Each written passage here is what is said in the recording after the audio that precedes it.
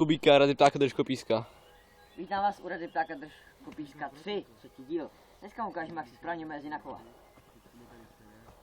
Bere si, jo, Maruška.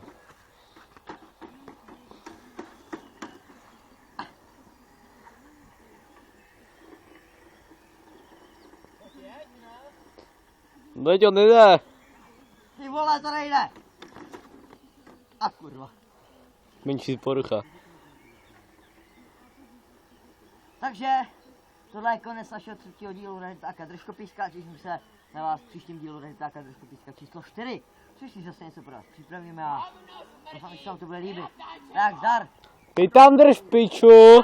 Tady na mě vejko! Tady ten buzrát nás pádá ty boty, vole. Buzrante, vole. Ty se takhle bavíš, ty sráči? Říkal jsi něco? Ne, kameruju. Ty máte jo minutu, vole, dělejte ještě něco, buzranti. To stačí, ne? Tak jo.